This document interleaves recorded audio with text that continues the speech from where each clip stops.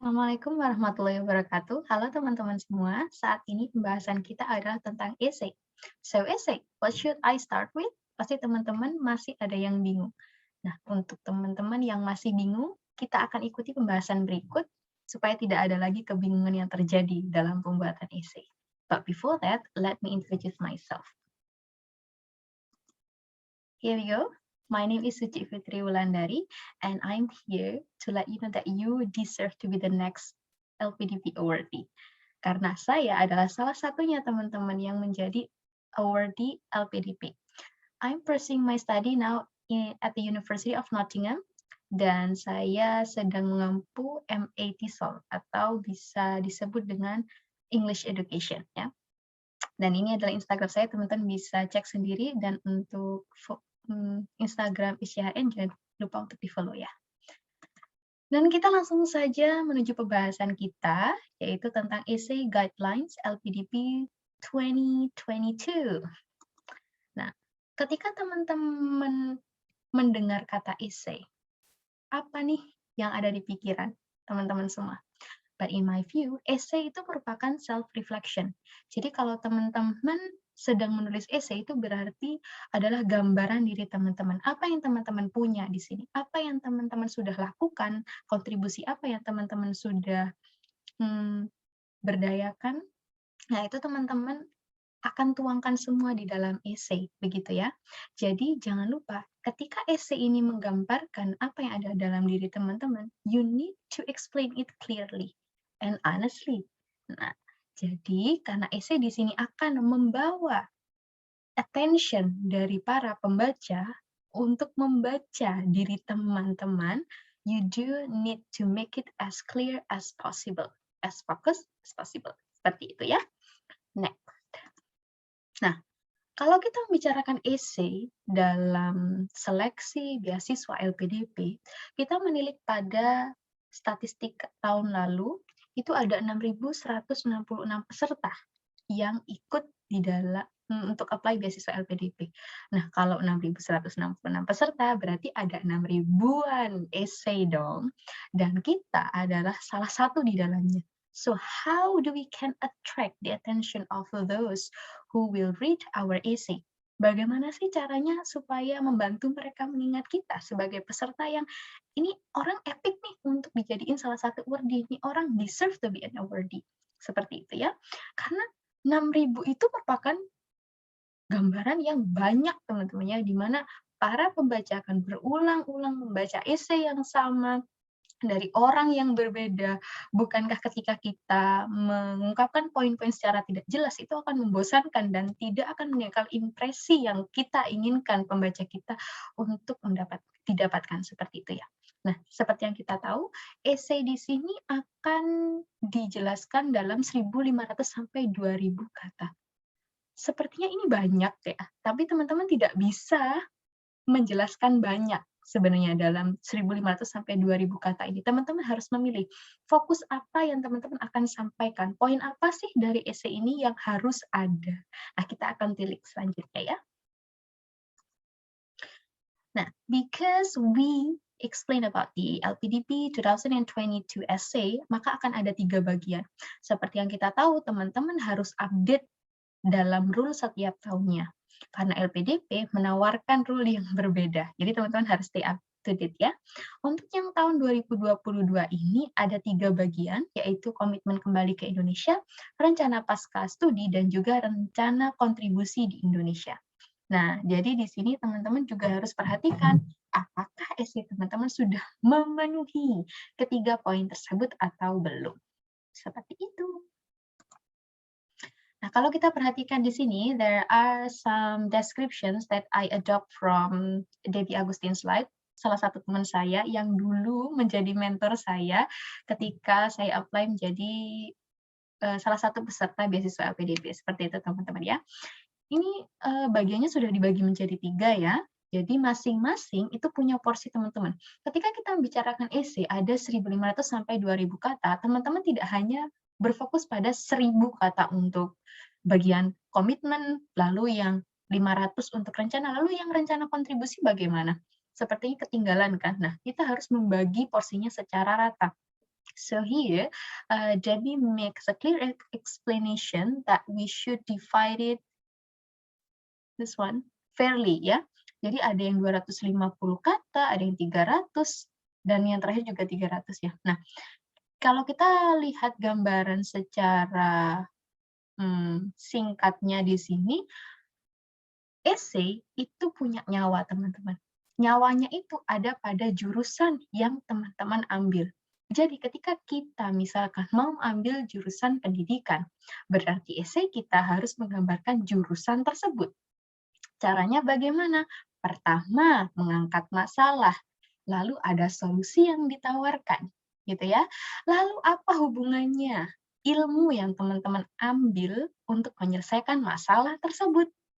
Oke, lalu apa yang bisa teman-teman lakukan untuk mengupgrade diri teman-teman dalam mendukung terlaksananya penyelesaian masalah?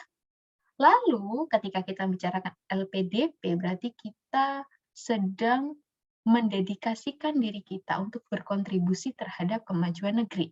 Berarti harus ada poin apa? Impian kita terhadap Indonesia yang lebih baik. Yang itu akan dituangkan di poin kontribusi di Indonesia. Setelah itu, peran apa yang teman-teman bisa ambil di dalamnya untuk mewujudkan poin tersebut. Gitu ya. Nah, masing-masing dari poin ini kita akan bahas secara jelas di slide-slide berikutnya. So, stay tuned. Okay, so these are the composition of essay that I personally use it when I apply to LPDP. Nah, ada 6 bagian teman-teman ya. Yang pertama yaitu self-introduction. Yang ini dituangkan di poin komitmen. Lalu urgent issues. Ini juga dituangkan di dalam poin komitmen. Nah, selanjutnya diikuti dengan skill or knowledge significance. Lalu ada your vision atau your dreams about Indonesia for the next Indonesia. What will you do gitu ya. Setelah itu your specific role. Role apa yang teman-teman bisa ambil ketika teman-teman mau mewujudkan vision tersebut, and then your action.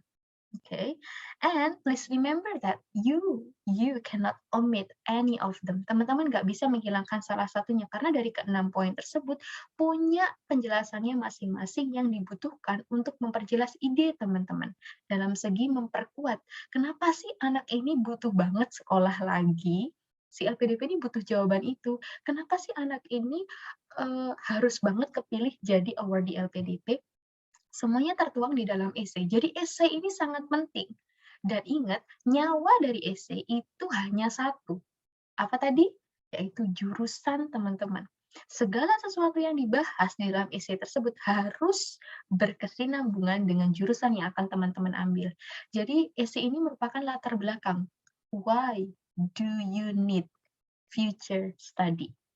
Kenapa? Teman-teman butuh banget S2, butuh banget S3, seperti itu ya. Oke, so next. Nah, kita mulai dari poin yang pertama. Kalau tadi kan kita sudah melihat ada 6 poin yang melengkapi si esai. Yang membentuk esai. Kita mulai dari bahasan yang pertama, yaitu apa? Self-introduction. Seperti yang kita tahu, karena esai ini merupakan self-reflection, berarti kita harus merepresentasikan diri kita dengan baik di dalam esai. Kita buat impresi bahwa kita benar-benar layak untuk beasiswa tersebut. Dan kalau bisa, si pembaca itu sangat tertarik dengan apa yang kita tulis dan mengingat kita dengan paparan esai kita. Seperti itu ya. Kalau self-introduction, kita bisa menulis beberapa poin berikut, yaitu academic background. Teman-teman dulu kuliah S1 di mana, teman-teman ambil kursus apa misalkan, you can write it here. Lalu previous work or research. If you do have research and you have ever done it before, you do need to write it. Oke, jangan sampai disia-siakan, apalagi kalau itu sudah publication-nya secara internasional misalkan.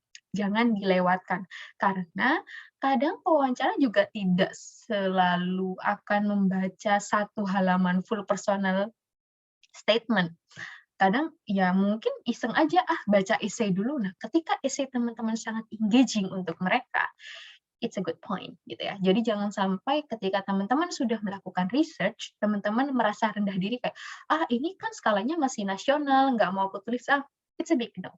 You don't need a confidence here, oke?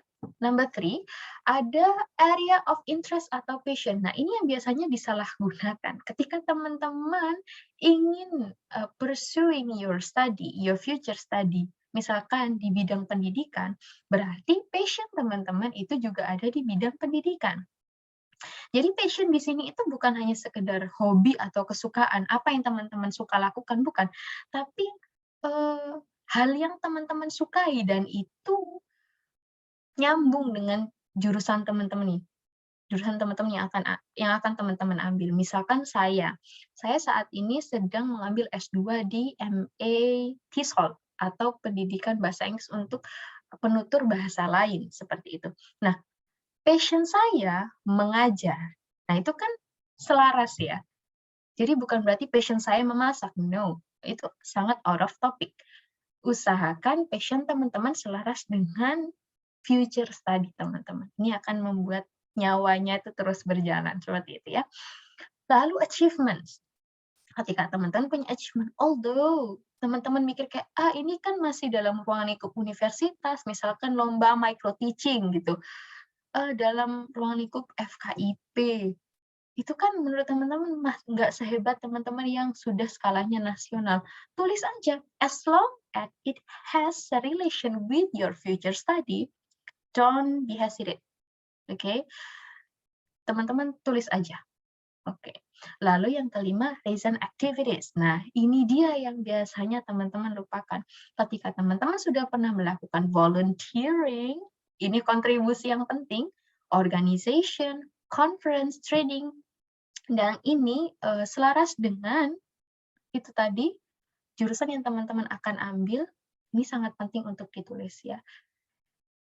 Gunakan kekuatan nomor 5 ini untuk membuktikan bahwa teman-teman sudah berkontribusi. Teman-teman sudah ada usaha untuk berkontribusi untuk Indonesia. Misalkan, saya pada waktu itu di tahun 2018 saya pernah menjadi salah satu volunteer untuk anak-anak di daerah pelosok. Walaupun pada saat itu mengajarnya bukan bahasa Inggris, tapi saya kan sudah mengajar pada waktu itu, mengajar anak-anak SD.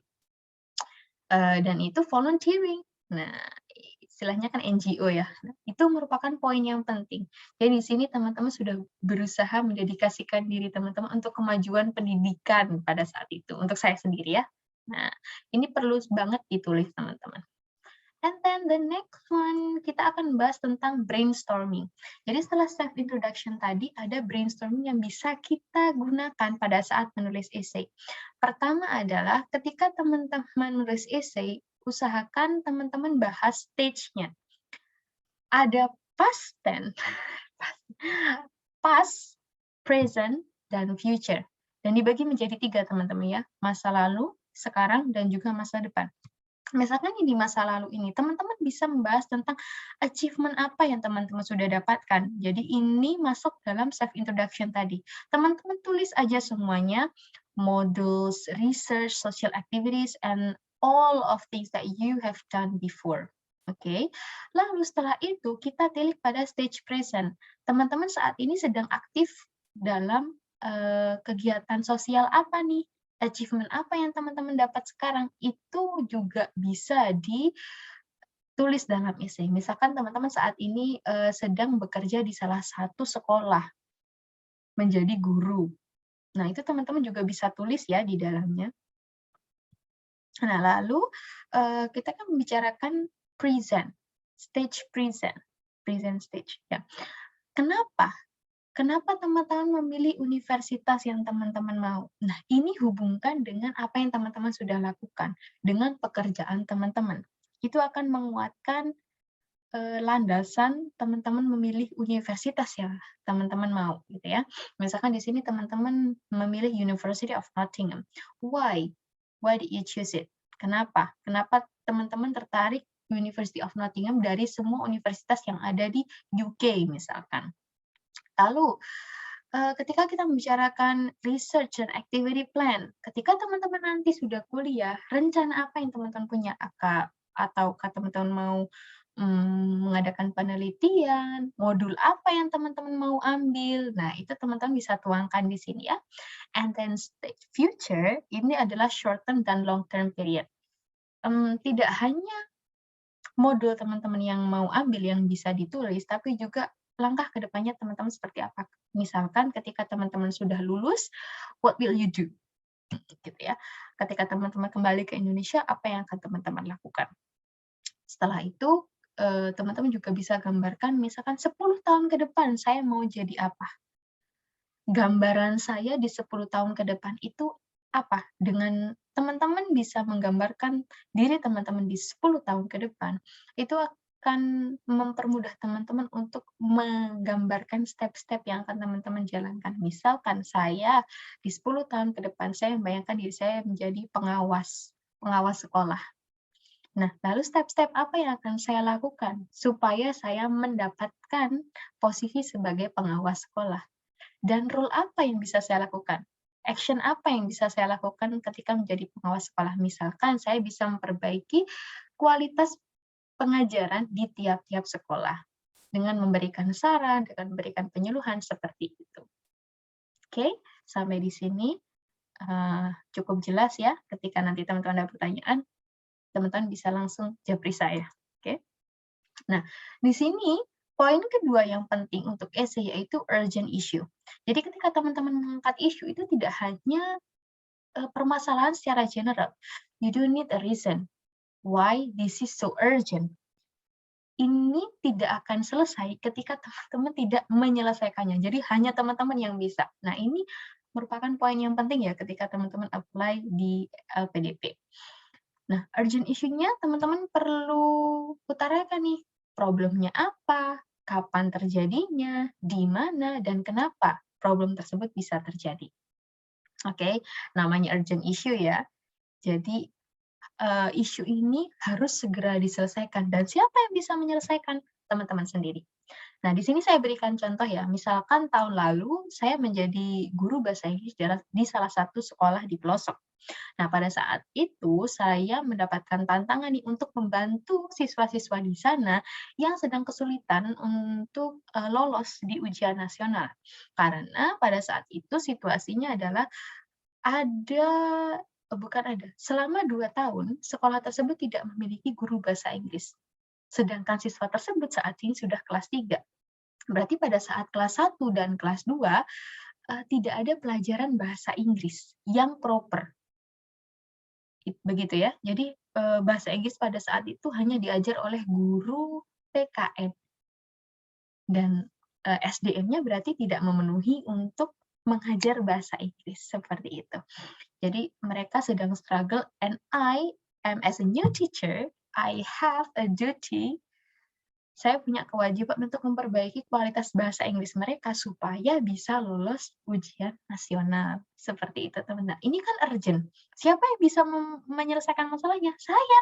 Karena saya waktu itu role-nya menjadi guru bahasa Inggris. Seperti itu ya.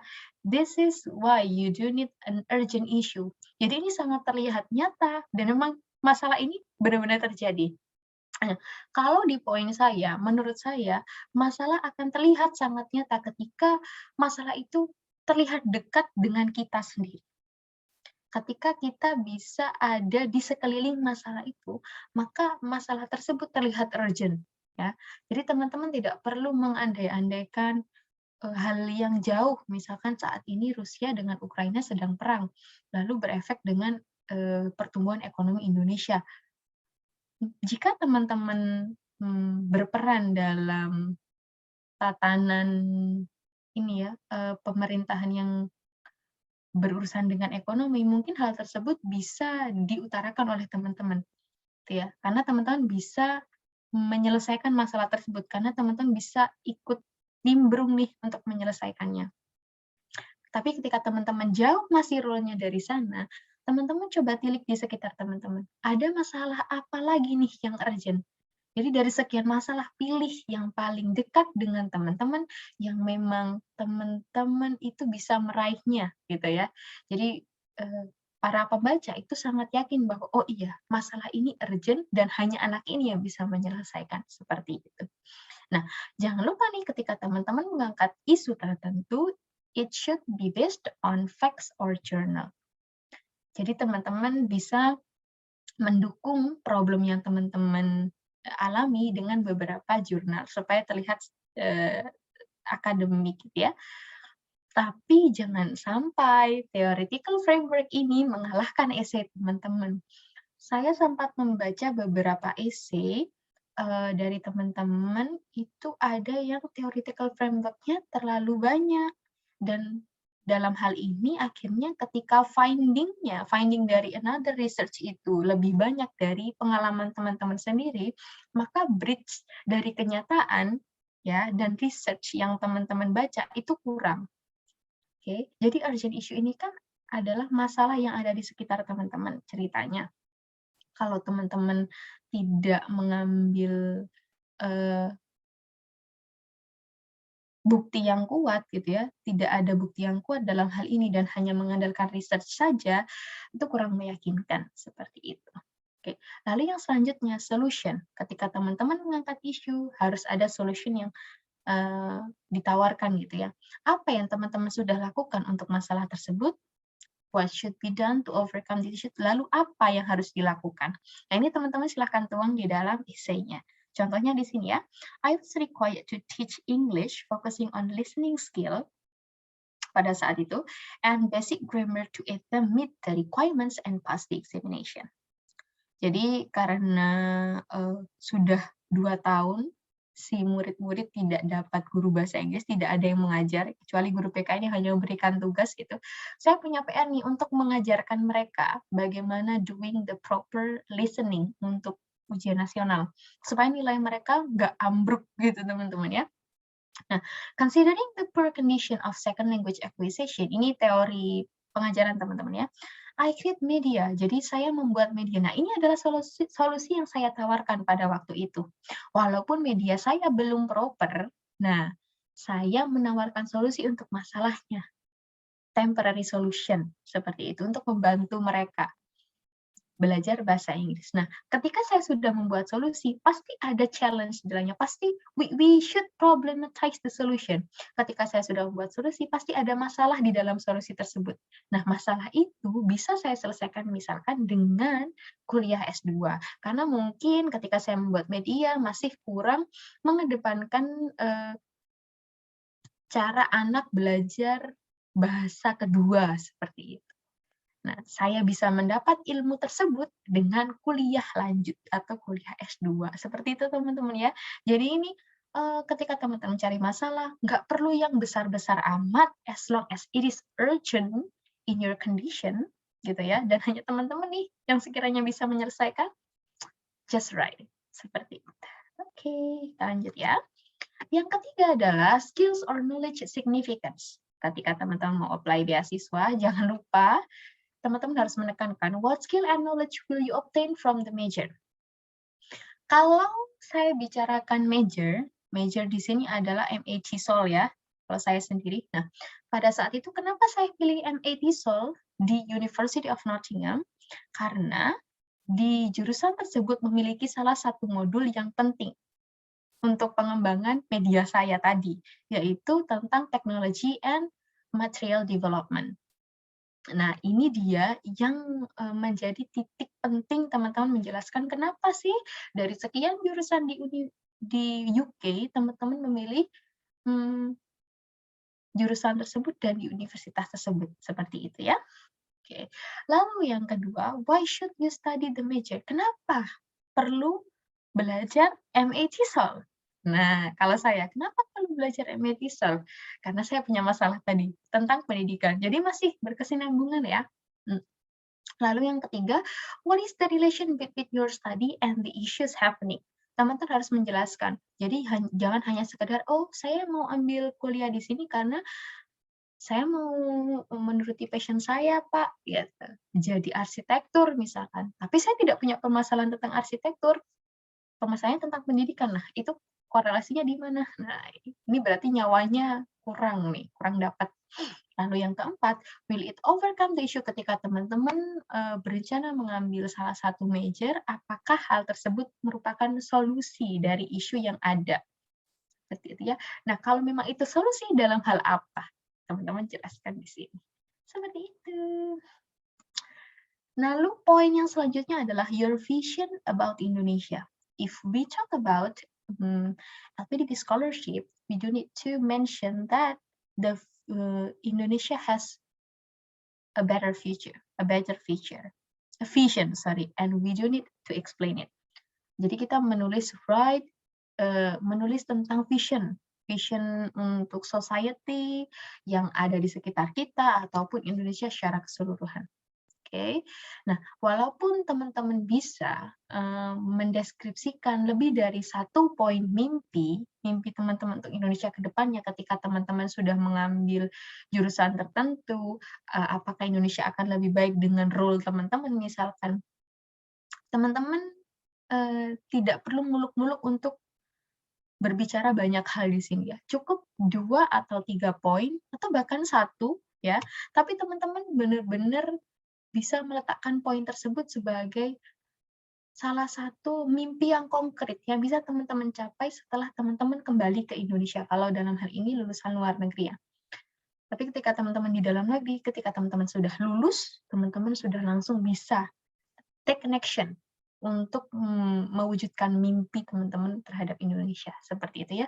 Jadi nggak perlu muluk-muluk dan tetap korelasikan dengan jurusan yang akan teman-teman ambil. And then the next one, please mention your specific role. Karena teman-teman sudah membicarakan isu di depan tadi, masalahnya, teman-teman sudah menawarkan solusi, teman-teman sudah membayangkan mimpi teman-teman terhadap Indonesia yang lebih baik ke depannya. Jangan lupa, teman-teman harus menjelaskan peran apa yang akan teman-teman ambil untuk menyelesaikan masalah tersebut. Apa yang akan teman-teman lakukan? What will you do? Oke. Dan dalam ini tipsnya adalah expand your career to 10 years ahead, seperti yang saya bilang sebelumnya ya. Jadi teman-teman bayangkan 10 tahun ke depan itu akan jadi apa, setelah itu teman-teman bisa tarik ulur ke belakang, step-step apa yang perlu teman-teman ambil untuk mendapatkan posisi tersebut. Misalkan saya ingin menjadi pengawas sekolah 10 tahun ke depan. Berarti kalau saya tarik mundur, saya harus jadi guru dulu, setelah itu saya harus jadi kepala sekolah, gitu ya. Setelah jadi kepala sekolah, baru saya bisa ambil ujian untuk jadi pengawas sekolah, seperti itu. Jadi memang we do need to, let's say, imagine something 10 step ahead, ya, 10 years ahead, supaya bisa punya clear step. Cara melakukannya seperti apa. Nah, why will you do it? Nah, kenapa teman-teman perlu melakukan hal itu? Silahkan dijelaskan secara rinci ya, karena memang pembaca ingin tahu, kenapa sih anak ini pengen jadi guru, kenapa sih anak ini pengen jadi jaksa, misalkan. Lalu, yang terakhir adalah action atau kontribusi. Please mention concrete ideas that you will execute to make your visions come true. Karena teman-teman sudah punya visi, teman-teman sudah tahu perannya. Nah, kontribusi apa yang teman-teman lakukan ini akan jadi PR teman-teman. Silahkan jelaskan step-step apa yang teman-teman bisa lakukan untuk mewujudkan mimpi indah teman-teman untuk Indonesia, seperti itu ya. Lalu state the steps on how to achieve the vision. Silakan ditulis secara rinci supaya terlihat lebih konkret dan meyakinkan, seperti itu. And make sure that the goals have an impact for Indonesia and it is relevant to the study you are going to pursue. Ya, ini adalah tipsnya teman-teman. Ketika teman-teman sudah punya mimpi, teman-teman sudah punya cara untuk melakukannya dan perannya sekaligus, teman-teman harus bisa menyampaikannya secara gamblang, secara relevan dengan studi teman-teman dan jangan sampai out of topic ya. Oke, lalu kita lihat next-nya. Nah, ketika teman-teman tadi sudah saya jelaskan secara rinci poin-poin yang sebelumnya, hal ini sebenarnya menuju pada satu cara penulisan esai, yaitu metode STAR. STAR ini biasanya juga digunakan untuk penulisan esai dalam chevening, teman-teman. Jadi, metode STAR ini diawali dengan situation dulu, lalu task, disusul dengan action dan result. Semua slide yang sudah saya sampaikan sebelumnya itu merujuk pada poin-poin tersebut, teman-teman. Hanya saja saya beri contoh sedikit ya. Maksudnya apa sih STAR ini? Kita lihat di sini. Situation misalkan, situation itu maksudnya masalah teman-teman gitu kan. Ada event atau project atau challenge yang teman-teman hadapi gitu. Dan teman-teman tinggal tuliskan siapa yang ada di dalamnya, masalah apakah itu, di mana dan kapan, dan bagaimana masalah tersebut bisa terjadi. Nah, ini masuk dalam situation atau challenge atau issue ya, teman-teman. Jadi hanya beda istilah, oke. Lalu task. Task di sini adalah responsibility atau apa yang harus teman-teman lakukan. Jadi situasi ideal untuk menyelesaikan masalah yang sudah ada, gitu ya.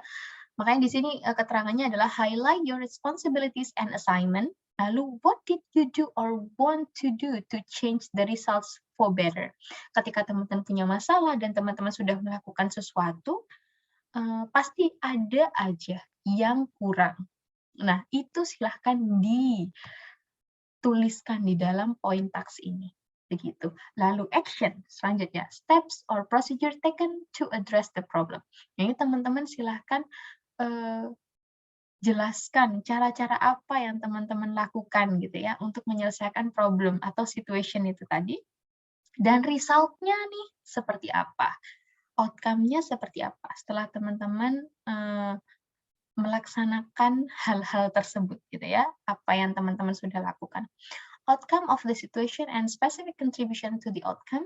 What did you accomplish? It should be realistic, achievable, and believable ya. Dan ketika teman-teman misalkan nih sudah punya masalah, sudah mencoba melakukan sesuatu, ada kendala, lalu pada kendala itu teman-teman butuh apa? Itu kan diungkapkan di dalam action. Nah, setelah itu result, apa yang teman-teman harapkan setelah teman-teman mendapatkan challenge tersebut, gitu ya. Silakan dijelaskan di dalam result ini. Jadi itu merupakan metode STAR yang teman-teman bisa gunakan untuk menuliskan esai. Nah, ini juga ada true teman-teman ya, metode true. Jadi ketika teman-teman menuliskan esai itu harus jujur pertama. Lalu harus relevan dengan major yang akan teman-teman ambil. Harus unik untuk attract the attention of the readers, dan harus exciting. Ketika itu harus exciting, berarti harus bisa praktikal, bisa diaplikasikan ya, dan berdampak besar, tapi juga bisa diikuti dengan mudah, atau dilaksanakan dengan mudah, achievable teman-teman ya. Nah, hal tersebut itu sangat penting ketika teman-teman ingin memberikan impresi yang baik terhadap para penilai teman-teman. Jadi esai di sini seperti yang kita sudah bahas adalah gambaran dari apa yang teman-teman punya. Your self-reflection. So you don't need to grab the attention of the readers to make them remember you. Okay, as the participant. Nah, hal ini ketika teman-teman sudah diingat oleh para pembaca, dalam halnya di sini wawancara, itu akan menjadi poin yang penting untuk penilaian teman-teman ya. And then here I also make some points about essay. Ketika teman-teman menuliskan essay, ya benar teman-teman harus menjadi diri sendiri. Karena ketika teman-teman jadi diri sendiri, ketika teman-teman jujur terhadap diri sendiri, aku sudah melampaui masalah apa saja, sudah melewati masalah apa saja, sudah melakukan apa saja untuk masalah tersebut, teman-teman akan menjadi diri sendiri dan itu unik. Masing-masing manusia itu nggak sama, dan teman-teman harus menuangkannya juga dalam essay. You should be really you, and it makes you unique. Okay? Lalu yang kedua, konkret.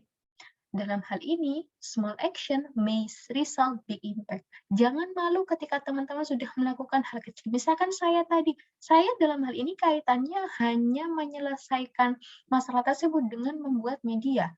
Mungkin terlihat kecil, tapi it may result a big impact for my student pada waktu itu, karena sudah beberapa tahun mereka tidak pernah mendapatkan pengajaran bahasa Inggris yang proper. Nah, ini juga teman-teman bisa tuangkan dalam essay. As long as it is relevant, as long as it is concrete, just write it. Yang penting essay-nya punya satu nyawa, yaitu apa? Merujuk pada jurusan yang teman-teman akan ambil. Lalu yang ketiga di sini adalah, "It is your dream, not others." Oke, "It's my dream, Mas, not hers." Gitu katanya ya. So write it down. Jadi teman-teman tulis aja, be original, be you. Teman-teman nggak perlu lihat mimpi orang lain untuk menjadi diri teman-teman. Teman-teman nggak perlu melihat, apa yang orang lain sudah lakukan untuk, masalah yang sama, karena di setiap konteksnya itu berbeda. Oke, jadi misalkan dalam hal ini permasalahan saya berkaitannya dengan sekolah, tapi sekolah saya di pelosok. Saya tidak mungkin berkaca pada teman-teman yang, eee, mengajar di sekolah di kota untuk menyelesaikan masalah yang sama. Oke, jadi sama kaitannya dengan teman-teman dalam hal ini ya, nggak perlu merasa rendah diri untuk menyelesaikan masalah dengan cara kita sendiri, dan kita perlu tuangkan itu dalam esai. And then the next one we have no hoax, no fake news. You are unworthy to be. Make sure everything has facts underpin. Jadi ketika teman-teman mau apply beasiswa LPDP, pastikan apa yang teman-teman tulis itu bukan hoax, oke? Tidak ketika teman-teman mau, misalkan citing a certain article to support your idea for your essay, teman-teman harus pastikan bahwa artikel tersebut reliable, oke? Kalau bisa sih pakai big cheese ya, jadi ada author yang teman-teman percaya untuk mendukung ide teman-teman dalam melakukan solusi di masalah tertentu, seperti itu. So, I think that's all for our discussion for essay, teman-teman. Ketika teman-teman nanti menulis essay, jangan lupa ya, kesimpulannya hanya satu, essay itu harus punya nyawa. Nyawanya adalah jurusan yang akan kita ambil. Jadi apapun yang teman-teman tulis, itu harus berhubungan langsung dengan jurusan kita. Oke, jangan lupa perkenalan diri, state your issue, and then what you have done. Setelah itu hubungkan dengan kenapa teman-teman butuh banget ambil jurusan tertentu, gitu ya. Setelah itu mimpi teman-teman terhadap Indonesia dan kontribusi peran apa yang teman-teman akan lakukan di dalamnya, seperti itu ya. And thank you so much untuk teman-teman yang sudah menonton video ini sampai habis. I hope you all get the best result. So, see you in a bit, teman-teman. Wassalamualaikum warahmatullahi wabarakatuh. Bye.